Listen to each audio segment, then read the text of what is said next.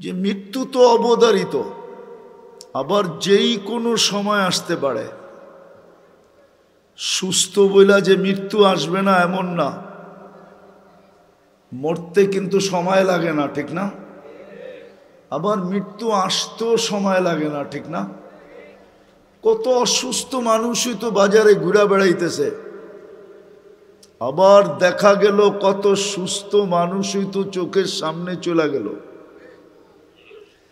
কত বুড়াই তো রাস্তায় ঘুরতেছে, আবার দেখা গেল কত যুবকই তো রাস্তার থেকে বাহির, ঘরের থেকে বাহির হলো ডিজিটাল ঘোড়ায় চড়া।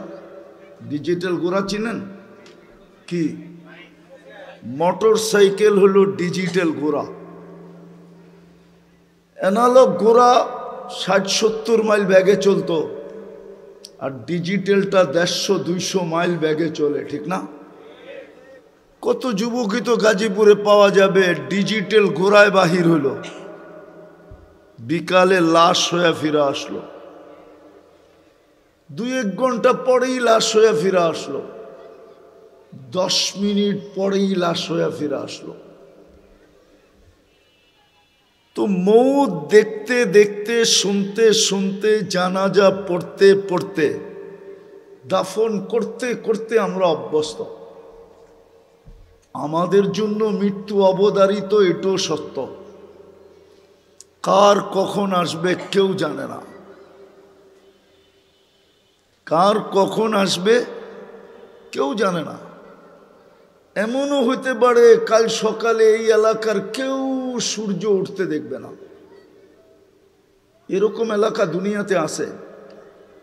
বেশি দিন দূরে যেতে হবে না, গত ডিসেম্বরের আগের ডিসেম্বরে তুর্কিতে ভূমিকম্প আসছিল রাত্রে, 7.8 ভূমিকম্প, একসাথে 1.5 লক্ষ লোক মারা গেছে, এক শহর মাটির সাথে মিশে গেছে। ওইখানের 1.5 লক্ষ লোকের আর সূর্য উঠা দেখা হয় নাই। হতে পারে কাল সকালে এখানের কেউ সূর্য উঠা দেখবে না, হতে পারে আমিও দেখব না। সূর্য আজ কিন্তু বলতে বলতে ডুবছে, লান আউদ ফি হায়াতিকা আবাদা। হতে পারে তোমরা আর আমাকে উঠতে দেখবে না, ডুবতে তো দেখলে, কিন্তু উঠতে হয়তো তোমরা আমাকে দেখবে না। কিন্তু ছোট একটা প্রশ্ন হলো আমার, যে 24 মৃত্যুর জন্য প্রস্তুতি আমাদের কতটুকু? মৌত তো অবধারিত, কিন্তু প্রস্তুতি কতটুকু? যুবক কতটুকু প্রস্তুতি নিতেছে, নারী কতটুকু প্রস্তুতি নিতেছে? ওইখানে তো কারো কাছে জিজ্ঞাসা করা হবে না।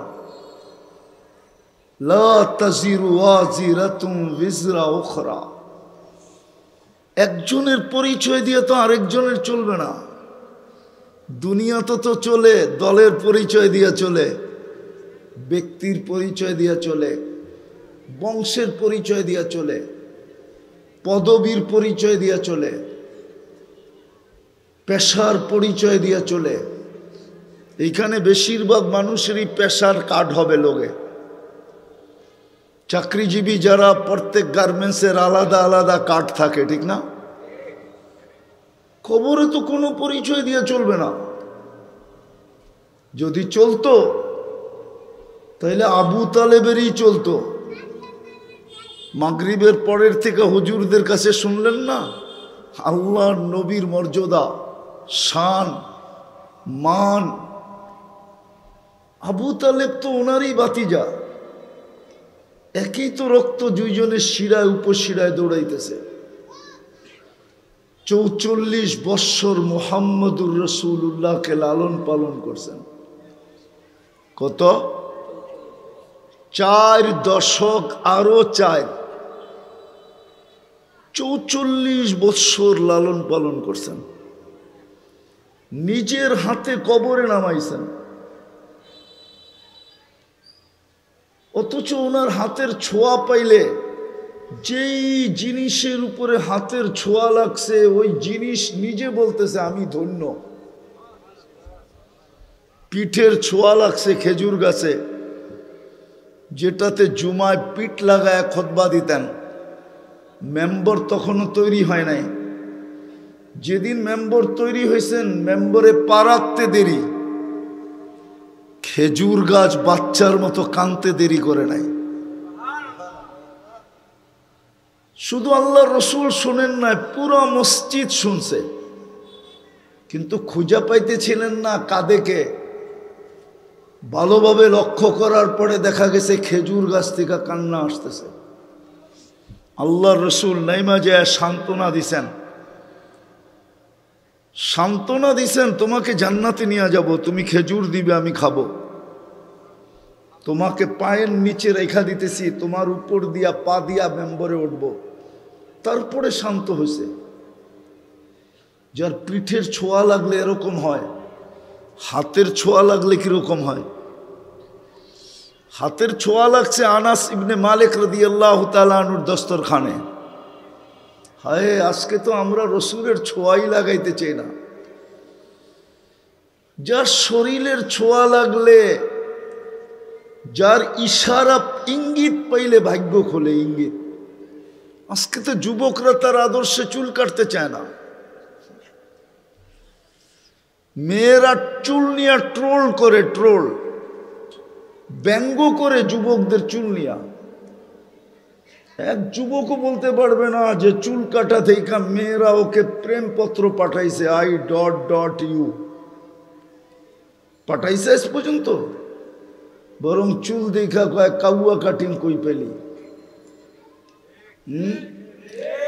বদনা কাটিং কই পাইলি, বাটি কাটিং কই পাইলি।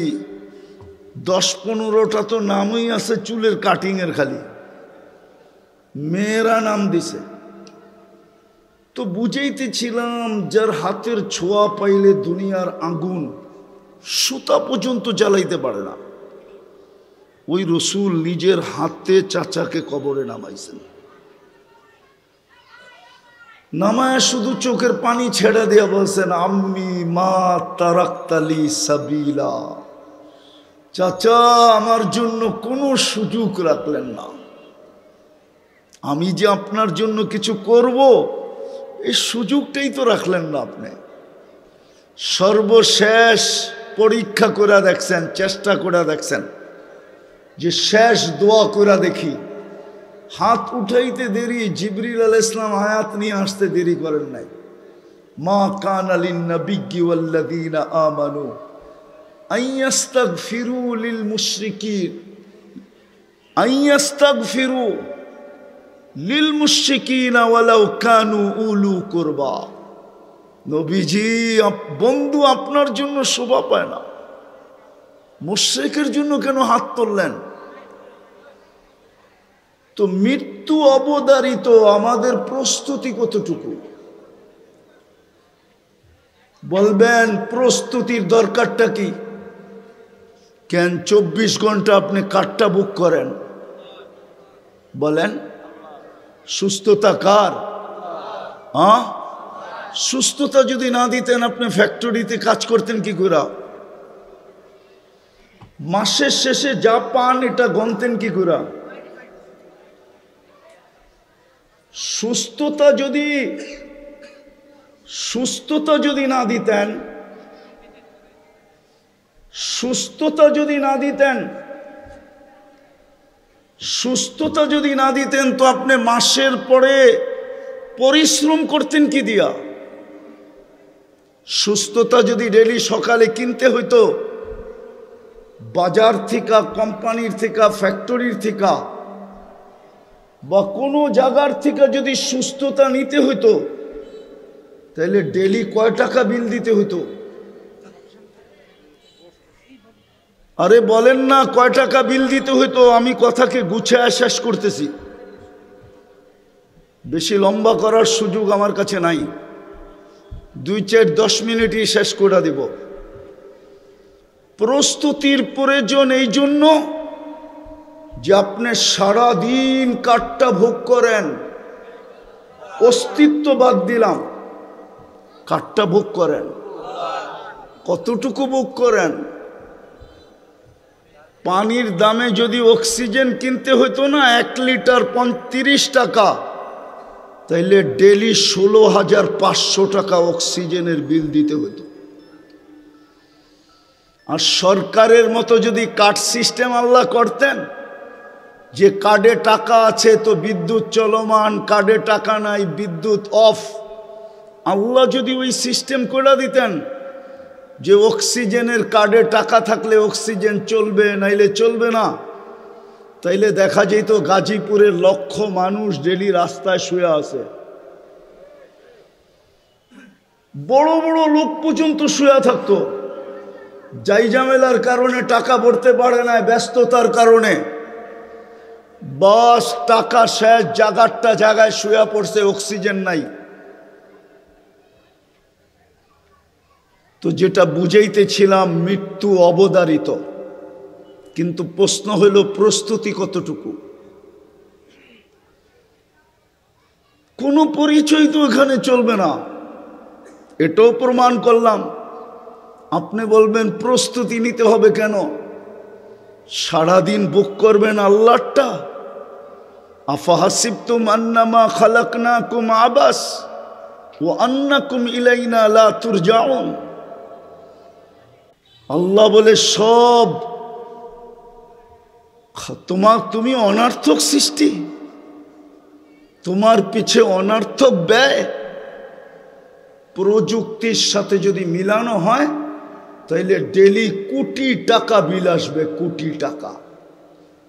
একটা একটা করে যদি আমি মিলাই, শুধু অক্সিজেন মিলাইলাম, ডেলি 16,500 টাকা বিল হয়। যদি পার শ্বাসে 1 পয়সা হয় তাহলে ডেলি 1600 টাকা বিল হয়। যদি খাওয়ার ঘ্রাণ চেক করতে হইতো মেশিন দিয়া, তাইলে কয় টাকা বিল হইতো? নাক অটোমেটিক চেক করে দেয় ঘ্রাণ ঠিক আছে কিনা, জিহ্বা অটোমেটিক চেক করে দেয় স্বাদ ঠিক আছে কিনা। এইগুলা যদি প্যাথোলজি সেন্টারে পড়তে খাওয়ার আগে, পানের আগে যদি চেক করতে হইতো, তাহলে বোঝা যেত বান্ডেল কতটি লাগে, ওর জন্য পরিশ্রম কতটুকু লাগে। এখন তো 8 ঘন্টা পরিশ্রমে চলে, তখন 24 ঘন্টা পরিশ্রম করলেও মনে হয় চলতো না। বিল তো ভরতে হবে, নাইলে তো জাগারটা জায়গা আল্লাহ খাড়া করায় দিবে।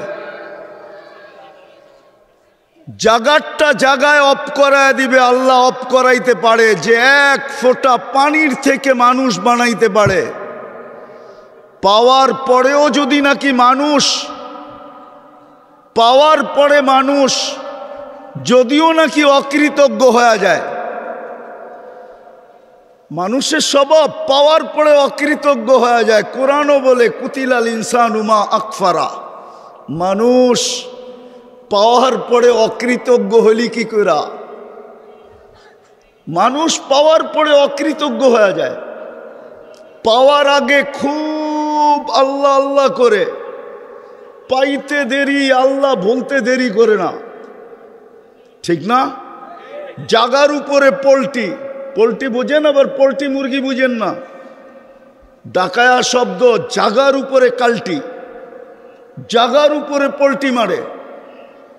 বিদায় চলে যাব, প্রস্তুতি কতটুকু?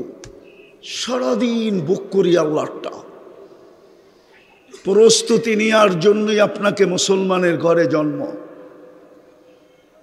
মুসলমানের ঘরে নিজের ইচ্ছায় আসেন নাই, বেনিফিট একদিন বুঝে আসবে। মুসলমানের ঘরে জন্ম নেওয়া, শুধু জন্ম নেওয়ার বেনিফিট আজকে বুঝে আসবে না, কিন্তু একদিন বুঝে আসবে মুসলমানের ঘরে জন্ম নেওয়ার বেনিফিট কি।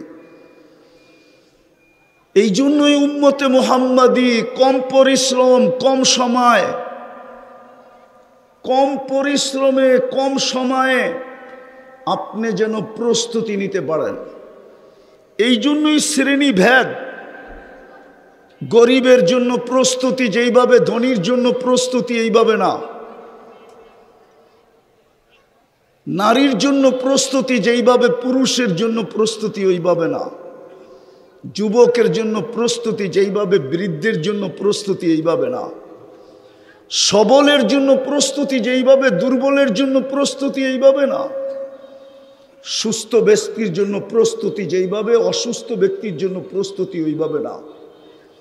সব বিভক্ত করে দিছেন, বিভক্ত। সহজ, কম সময়, পরিশ্রম কম, সময়ও অল্প, কিন্তু প্রস্তুতি সারা জীবনেরটা এক রাত্রে যথেষ্ট। কয় রাত্রে? হ্যাঁ, আমি দেখাইতেছি লাইলাতুল কদর এক রাত্র, শুধু 12 ঘন্টার হোক আর 13 ঘন্টার হোক আর 14 ঘন্টার হোক, এক রাত্রে 83 বৎসরের প্রস্তুতি নেওয়া যায়। কত বৎসরের? এক রাত্রে 83 বৎসরেরটা নেওয়া যায়। এই উম্মত যদি চোখের পানি একটু ঝরায়া, একটু না, ঝরানোর দরকার নাই, এই উম্মত যদি চোখের কোনায় মাছির মাথার সমান পানি উদিত করে হাত উঠাইতে পারে, তো জিন্দেগির গুনাহ মাফ, জাহান্নাম এই চক্ষুর জন্য হারাম। জিজ্ঞেস করেন উলামাদেরকে। পরিশ্রম কম, সময়ও অল্প। হ্যাঁ হ্যাঁ, মালিকরা পুরা খাটায়ও পুরা দেয় না, ঠিক না? কি বোঝেন নাই মনে হয়? পুরা খাটায়ও পুরা দেয় না। আল্লাহ তো 60 বৎসর খাটাবে না। 60 বৎসরের থেকে তো প্রথম 15 বৎসর এমনি মাফ। প্রাপ্ত বয়স্ক হওয়া পর্যন্ত নিষ্পাপের খাতায় মাফ, নিষ্পাপের খাতায় লেখা। তারপরে যতক্ষণ ঘুমাবো ততক্ষণ কলম উঠানো, আমার বিরুদ্ধে কিচ্ছু লেখা হবে না। নেক হয়তো লেখা হইতে পারে, কিন্তু গুনাহ লেখা হবে না। বাকি রইল কতটুকু? অতটুকুই তো সময়, অতটুকুই পরিশ্রম, কিন্তু ছোঁয়া প্রস্তুতির ঘাটতি বহুত বড়। 5 ওয়াক্ত নামাজ পড়লে বলে 50 ওয়াক্তের সওয়াব পাওয়া যায়। কত কত কত? ওটা একা একা চুপে চুপে পড়লে। মসজিদে 5 ওয়াক্ত পড়লে 1350 ওয়াক্তের সওয়াব পাওয়া যায়। 1350 ওয়াক্তের। হুজুররা মনে হয় মানে না। জামাতের নামাজ একা একই নামাজের চেয়ে 27 গুণ বেশি। তো একা একই পড়লেই তো 1 10, 10কে 27 দিয়া গুণ দিলে 270, 5 দিয়া গুণ দিলে 1350। এই জন্য চলেন, আমি শেষ জায়গায় চলে আসছি। জানি না কার মৌত কখন আসবে। যুবক, ভালো মতে বোঝো, চিতাতেই সব শেষ এমন না। তুমি মুসলমানের ঘরে জন্ম নিলে, উম্মতে মুহাম্মদী হইলে, মাথার উপরে মুকুট লাগাইলে কুনতুম খায়রা উম্মাহ। অনেকগুলা মুকুট তোমার মাথায় আছে, যেগুলা তুমি চোখে দেখতেছো না। কোরআন ঘাটলে দেখা যাবে তোমার মাথায় কয়টা মুকুট। কোরআন হাদিস ঘাটলে দেখা যাবে কয়টা মুকুট তোমার মাথায়। তুমি উম্মতে মুহাম্মদী, 24 ঘন্টা ভোগ করবে আল্লাহটা, আর তুমি বলবে আমার কাছে সময় নাই, আই এম ভেরি বিজি। এই জন্যই তো মৃত্যুর সাথে সাথে, মৃত্যুর লগ্নে আইসা ফেরেশতা জিজ্ঞাসা করবে আইনাল ইশতিগাল, বল তোর ব্যস্ততা কোথায়? চলে আসছি আমরা, নিয়ে নিব এখন তোকে উঠায়া, বল ব্যস্ততা কোথায়? তুই না বলতি বড় ব্যস্ত, আই এম ভেরি বিজি। 24 ঘন্টা নাকি ব্যস্ততায় কাটে। চলে আসছি আমরা। ফেরেশতার দল আইসা বলবে চলে আসছি আমরা, আইনাল ইশতিগাল, বল তোর ব্যস্ততা কোথায়? বইলা একটা টান দিবে। হায় হায়, গাজীপুরের স্টেজে টান দিছিল, 1 মিনিটের নাই ভরসা। মনে আছে না ভুলা গেছেন? ফিরোজ শাহীর রশি টান দিছিল এই গাজীপুরের স্টেজে, 1 মিনিটের নাই ভরসা গাইতে যায়। অনেক দিন হয়ে গেছে, ভুলা যাওয়ারই কথা। ফেরেশতা রশি টান দিবে আর বলবে আইনাল ইশতেগাল, বল তোর ব্যস্ততা কোথায়? তুই না নিজেকে বড় ব্যস্ত বলতি, ব্যস্ততা কোথায় তোর? আইনাল ইশতেগাল। তারপরে একটা টান দিয়া বলবে জালাল ইশতেগাল, তোর ব্যস্ততা শেষ। বাকিয়াল ওয়াবাল, সব ঘাটি তোর সামনে। ইনকাতাতিল আজাল ওয়ানকাতাতিল আমাল, তোর বয়সও শেষ, তোর আশাও শেষ। যাহাবাতিল আমওয়াল, তোর সমস্ত অর্জন হাতছাড়া। যত বড় অর্জন হোক দুনিয়ার, মরতে দেরি, হাতছাড়া হইতে দেরি হয় না। হ্যাঁ, সত্য এটাই। শুধু ওই ব্যক্তিদের ছাড়া যারা প্রস্তুতি নিয়ে গেছে, ওদের কিছু হাতছাড়া হয় নাই। ওয়াজাত্তানি ওয়াজাত্তা কুল্লা শাই, এই কথাই সত্য। ওরা আল্লাহ পাইছে তো সব পায়া গেছে, কিচ্ছু হাতছাড়া হয় নাই। কি কিছু হাতছাড়া হয়েছে? কিচ্ছু হাতছাড়া হয় নাই ওদের। তৃতীয় ফেরেশতা বলবে যাহাবাতিল আমওয়াল, অর্জন শেষ। বাকিয়াতিল আমাল, আমল কর্ম তোমার সাথে আছে। সবাই সঙ্গ ছেড়ে দিবে, কর্ম সঙ্গ ছাড়বে না। ভাইও ছাড়বে, বোনও ছাড়বে, প্রিয় স্ত্রীও ছাড়বে, সন্তানও ছাড়বে।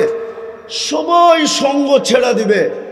বন্ধু ছাড়বে, বান্ধব ছাড়বে, সামনের লোকগুলা ছাড়বে, পিছের লোকগুলা ছাড়বে, ডাইনের লোকগুলা ছাড়বে, বামের লোকগুলা ছাড়বে। সবাই সঙ্গ ছেড়ে দিবে, শুধু কর্ম সঙ্গে থাকবে। কর্ম খোলার সময় নাই। ভালো হলে বড় ভালো, খারাপ হলে অবর্ণনীয় খারাপ। চতুর্থ একটা ঘোষণা আসবে দুনিয়ার মানুষের জন্য। ওই বাড়ির মানুষের জন্য এক ফেরেশতা ঘোষণা দিবে, তুবা লিমান কানা মাতআমুহু মিনাল হালাল। সুসংবাদ ওই ব্যক্তির জন্য যে দুনিয়াতে হালাল ভক্ষণ করছে। ওয়া ইশতিগালুহু লিখিদমাতি জুল জালাল, 24 ঘন্টা আল্লাহর দাসত্বে কাটাইছে। দাসত্বে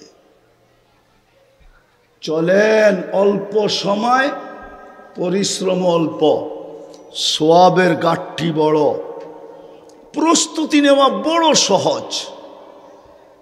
এই জন্যই আপনি আর আমি উম্মতে মুহাম্মাদি, এই জন্যই মুহাম্মদুর রাসূলুল্লাহর আগমন।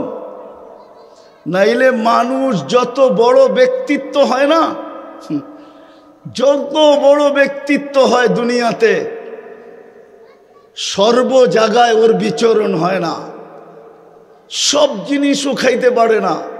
আমাদের পেপার উঠাইলে পাওয়া যাবে, একটা ডিম টেস্ট করতে করতে করতে করতে যার জন্য ডিমটা ভাজা হইল, সে 1 টুকরা ভাগে পায়, বাকি সব টেস্টে চলে যায়। মনে হয় ওনারা বোঝে নাই। আপনারা তো বুঝার কথা, ঠিক না? সমাজের কর্ণধর হিসাবে এই কথাটা তো আপনাদের বুঝার কথা, ঠিক না? না, মনে হয় বোঝেন নাই। কি বুঝছেন বলেন? রাষ্ট্রপতির জন্য ডিম বাজলে চেক করতে করতে করতে করতে ওনার ভাগে 1 টুকরা পড়ে, মাঝে মাঝে পড়েও না, সরায়া দেয়, এটা আপনার যোগ্য না। আরে বুঝাইতে পারলাম? হ্যাঁ, আপনি মুহাম্মদুর রাসূলুল্লাহ ব্যক্তিত্ব যত বড় হয়, ওনার বিচরণও তত কমতে থাকে। মুহাম্মদুর রাসূলুল্লাহর মতো ব্যক্তি দুনিয়ায় আসবে কেন? আর আপনার আমার মতো মানুষকে উম্মত বানাবে কেন? আপনি তো মুহাম্মদুর রাসূলুল্লাহ চিনেনই না। যদি চিনতেন, একটা উদাহরণ দেই, যেইখানে নূরের জগৎ, নূর আর নূর, আর নূরীদের সর্দার যিনি নূর দ্বারা তৈরি, আবার নূরীদের সর্দার জিবরিল নূর দ্বারা তৈরি, ফেরেশতাদের সর্দার। কিন্তু মেরাজের রাত্রে এক জায়গায় যেয়ে থেমে গেছে, আগে চলেন, অনুমতি নাই। দ্বিতীয় জবাব দিছে, আমার শরীরে শক্তিও নাই যে আগে যাব। কে যাবে? শুধু আপনি একা যাবেন। সমস্ত জগৎ অতিক্রম করে যিনি আরশের নিচে গেছেন, আল্লাহ বলছে এখানেই পরিসমাপ্তি না, উপরে আসেন। যিনি আরশের উপরে গেছেন বলছে এইখানেই শেষ না, কাবা কাউসাইন, কাবা কাউসাইন, কাবা কাউসাইন, কাবা কাউসাইন, কাছে হইতে হইতে হইতে কাবা কাউসাইনিয়া আদনা সুম্মা দানা ফাতাদাল্লা ফাআওহা ইলা আবদিহি মা আওহা। আল্লাহর কাছে হইলেন, দুইজনের কথোপকথন হইল। ওই ব্যক্তি জমিনে আসবে কেন? দুনিয়ার কোন পদস্থ মানুষ কোন জায়গায় যাওয়ার আগে 1 মাস আগের থেকে চলতে থাকে যে আসলে এখানে যাওয়া উপযোগী হবে কিনা, ঠিক হবে কিনা, কোনো সমস্যা হবে কিনা, কোনো সমস্যা হবে কিনা, কোনো বিপদ আপদ হবে কিনা, কোনো হামলা সামলা হবে কিনা, কোনো গ্যাঞ্জাম স্যাঞ্জাম হবে কিনা, 1 মাস আগের থেকে তো চাইতে থাকে। সিকিউরিটির বেড়া বিলকুল জাল বিছায় দেওয়া হয়। সমস্ত ইন্টেলিজেন্সের পক্ষ থেকে যখন গ্রিন সিগন্যাল দেওয়া হয় তখন যা কনফার্ম করা হয় উনি আসবে। সামান্য একজন দুনিয়ার ব্যক্তিত্ব, 1 ফোঁটা দুর্গন্ধময় পানির থেকে তৈরি। মনে উঠলো আবার রাগ না হয়ে যান, বলবো একজন প্রতাপশালী ইসলামের ইতিহাসে বাদশাহ ছিলেন ইয়াজিদ বিন মুহাল্লাব। মালিক ইবনে দিনার রহমতুল্লাহ আলাইহির জামানায় তো সৈন্য সামন্ত নিয়ে বাড়ির ভিতর থেকে বাহির হইতেছিলেন। মালিক ইবনে দিনার রহমতুল্লাহ একটু উঁচু জায়গায় দাঁড়ায় দেখতেছিলেন। যখন কাছাকাছি সামনাসামনি আসছেন তো উনি একটু বেঁকা চোখে দেখছেন। তো বাদশার চোখে চোখ পড়া গেছে, ডাকছে এদিকে আসো, আমাকে চিনো না? তো বলছে তোমাকে আমি তোমার চেয়ে ভালো চিনি। বলছে আমাকে আমার চেয়ে ভালো তুমি কেমনি চিনো? বাদশাহ আদবওয়ালা ছিল, বেয়াদব ছিল না। কি ছিল? কেন মালিক ইবনে দিনার চিনতো। তো বলছে আমাকে আমার চেয়ে ভালো করে কি করে চিনো? আমা কান আউয়ালুকা নুতফা, তুমি বীর্যের থেকে তৈরি না? বলছে বালা, অবশ্যই। বলছে আখিরুকা জিফা, তুমি মরে গেলে ফুলন্ত ফাটত একটা লাশ হবে, সত্য তো? বলছে এটাও সত্য। বালা। বলছে তারপরে বাইনাহুমা তাহমিলু কাদিরা, তোর আর আমার পেটের ভিতরে পেশাব পায়খানা ছাড়া আর কিছু তো নাই। মধ্যখানে তুই আর আমি একটা পেশাব পায়খানা টুকরি, বালতি টুকরি, এছাড়া তো কিছু নাই। তো বলছে বালা আরাফতানি হাক্কা। তো বাদশাহ বলতেছিল ইব্রাহিম ইবনে মালিক ইবনে দিনার, তুমি আমাকে চিনছো, এই চামচগুলো একটাও আমারে চিনে নাই। আমার চতুর্দিকে যে চামচ দেখো এগুলো একটাও আমাকে চিনে নাই, তুমি আমাকে চিনছো। বিদায় পায়ে হাত দিয়া বলি চলে যেতে হবে। দুনিয়াই শেষ না, দুনিয়াই শেষ না। প্রতিদিন জীবন লেস হইতেছে, লেস। প্রতিদিন কবরের আগে সামনে বাড়তেছি। কে কখন চলে যাবে কেউ জানি না। 24 ঘন্টা সেবার বিনিময়ে প্রস্তুতি নিয়ে যেতে হবে। আজকে দেখতেছি সেবা বিনিময়, কালকে জিজ্ঞাসা করবে লাতুস আলুন নানিন নারী। শিক্ষিত সমাজে একটা প্রশ্ন করি, যদিও কোরআন বলছে ওয়াইন তাউদ্দু নি'মাতাল্লাহ, আমার একটা নেয়ামত গয়না শেষ করতে পারবি না, একটা। আপনি বলবেন একটা আবার গয়না শেষ করতে পারবো না মানি? দৃষ্টি শক্তি একটা নেয়ামত। কয়টা নেয়ামত? হ্যাঁ, এইখানের কেউ বলো এই পর্যন্ত কতবার দেখছে বইলা দেখ, পারবেন বলতে? হুজুর কতবার দেখছেন? হ্যাঁ, কত জিনিস দেখছেন বলো যুবক, কতবার দেখছো? এক দৃষ্টিতে তো 26 কোটি ক্যামেরা দিয়ে দেখো। দুই চোখে 26 কোটি ক্যামেরা, 26 কোটি ক্যামেরা। দুই চোখ দিয়ে যখন দেখি 26 কোটি ক্যামেরা ব্যবহার হয়। কতবার দেখছো এই পর্যন্ত? লাতুসআলুন্না আনিন নাঈম, মিলায় কিন্তু দিতে হবে। বধিরত্ব, অন্ধত্ব দুনিয়ায় আছে। দুনিয়া অনেক উন্নত টেকনোলজিতে, মানি আমি। সারা দুনিয়া ঘুরে বেড়াই তো, টেকনোলজি আমি চিনি, এমন না যে টেকনোলজি চিনি না। কিন্তু অন্ধত্ব দূর করার মতো টেকনোলজি এখনো বিজ্ঞানের হাতে আসে নাই। বধিরত্ব দূর করার মতো টেকনোলজি এখনো বিজ্ঞানের হাতে আসে নাই। বোবাত্ব দূর করার মতো টেকনোলজি এখনো বিজ্ঞানের হাতে আসে নাই। কিয়ামতের সকাল পর্যন্ত আসবে না, এটাই সত্য। বিদায় তিনটাই দেখাইলাম। হিসাব যদি তিনটার বিলাইতে হয়, পানিরটা বাদেই দিলাম। কয় ফোঁটা এই পর্যন্ত পান করছো যুবক? কয় ফোঁটা দিয়ে এই পর্যন্ত গোসল করছো বলো? পানি একটা নেয়ামত। কতটুকু পান করছো এই পর্যন্ত বলো? দাঁড় করায় দিবে। সত্য এটাই। চলো আমরা সবাই মিলে তওবা করি। সলিউশন একটা আছে, যদি বারবার সরি বলতে পারি। আমার সমাজে তো সরি বলার মতো প্রচলন নাই। আমার এক রিলেটিভ আছে, আয়ারল্যান্ডে থাকে। বাচ্চাগুলা বেশি বড় হয় নাই, 2 বছর আগেই মনে হয় দেশে আসছিল। তো বাচ্চাগুলাকে জিজ্ঞাসা করতেছিলাম, এই দেশে থাকবে না? বলছে না। বলে কেন? বলছে 2 কারণে।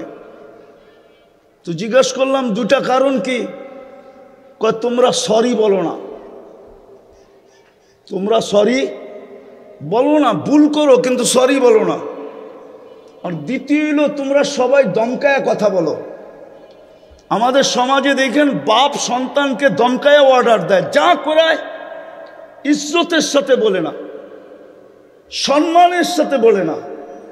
বড় ছোটদেরকে দমকায় অর্ডার দেয়, শালীনতার সাথে বলে না। ছোট ছেলে, ছোট, আয়ারল্যান্ডে থাকে। আমি তো মনে করতেছিলাম যে তোর পাও ধুয়ে আমার পানি খাওয়া দরকার। সত্যই তো বলছো, আমার সমাজের কেউ সরি বলে না। সবাই দমকায় কথা বলে, সবাই প্রভাব খাটাইতে চায়। আসেন তওবা করি, ডেলি আল্লাহকে সরি বলি। সরি, সরির নামই ইস্তেগফার, সরির নামই তওবা। পারবেন? কে কে পারবেন দেখি? পাক্কা? তাইলে বলে দেন, আল্লাহ অতীত থেকে তওবা করলাম।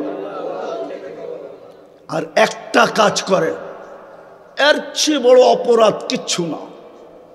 এটা দুনিয়া আমার সাথে একমত হবে। যারটা 24 ঘন্টা ভোগ করি, যিনি আমাকে অস্তিত্ব দিল। হায়াত মৌত যার মুঠায়, রাখে আল্লাহ, মারে কে? মারে আল্লাহ, রাখে কে? ওই আল্লাহ ডেলি 5 বার ডাকে। কয়বার? শুধু আল্লাহ ডাকে না, 99টা পদের মালিক ডাকে, শুধু আল্লাহ ডাকে না। রহমান ডাকে, রহিম ডাকে, মালিক ডাকে, কুদ্দুস ডাকে, সালাম ডাকে, মুমিন ডাকে, মুহাইমিন ডাকে, আজিজ ডাকে, জব্বার ডাকে, মুতাকাব্বিরুল খালিকুল বারিউল মুসাব্বিরুল গফফারুল কহ্হারুল ওয়াহ্হাবুর রাজ্জাকুল ফাত্তাহুল আলিমুল কাবিদুল বাসিতুল খাফিদুর রাফিউল মুইজ্জুল মুতিল্লুস সামিউল বাসিরুল হাকামুল আদলুল লতীফুল খবীরুল হালিমুল আযীমুল গফুরুল শাকুরুল আলিয়ুল কবীরুল হাফিজুল মুকিতুল হাসিবুল জলিলুল করিমুল রকিবুল মুজিবুল ওয়াসি আল হাকিমুল ওয়াদুদুল মজিদুল বাঈসুল শহীদুল হকুল ওয়াকিলুল কবিয়ুল মতিনুল ওয়ালিয়ুল হামিদুল মুসি আল মুবদি আল মুঈদ আল মুহয়ি আল মুমিত আল হাইয়্যু আল কাইয়্যুম আল ওয়াজিদ আল মাজিদ আল ওয়াহিদ আল আহাদ আল সামাদ আল কাদির আল মুক্তাদির আল মুকদ্দম আল মুআখ্খার আল আউয়াল ওয়াল আখির আল যাহির ওয়াল বাতিন আল ওয়ালি আল মুতাওয়ালি আল বাররু তাওয়াবুল মুনতাকিম আল আফু আর রউফ মালিক আল মুলক যাল জালালি ওয়াল ইকরাম আল মুকসিত ওয়াল জামি ওয়াল গনি ওয়াল মুগনি আল মানি আদ দার আল নাফি আল নূর আল হাদি আল বাদি আল বাকি আল ওয়ারিস আল রশিদ আস সাবুর জাল্লে জালালু 99 পদের মালিক ডেলি 5 বার আল্লাহ ডাকে, 5 বার ডাকে। আপনি বলেন ব্যস্ত, সাড়া দিতে পারি না, এর চেয়ে বড় অপরাধ কিচ্ছু নাই। দুনিয়া বলবে এর চেয়ে বড় অপরাধ কিচ্ছু নাই, এর চেয়ে বড় বেয়াদবি কিচ্ছু নাই, এর চেয়ে বড় নিমক হারামি কিচ্ছু নাই, অকৃতজ্ঞতা কিচ্ছু নাই, এর চেয়ে বড় কোনো অকৃতজ্ঞতা নাই। ভালো মতে বুঝি, 5 ওয়াক্ত কমসে কম এই ডিউটিটা পুরা করি। হ্যাঁ, কিতাবের এক জায়গায় লেখা আছে এটা শরীরের ভাড়া, দেহের ভাড়া। আমার আখেরাত গুছানো তো হবেই হবে, জীবনটা গুছানো তো হবেই হবে, সাথে সাথেই দেহের ভাড়াটাও আদায় হয়ে যাবে। নাইলে কতদিন চালাবেন এটা ভাড়াহীন? আল্লাহ ডাকে আপনি আসেন না। পায়ে হাত দিয়া বলি, পড়বেন নামাজ?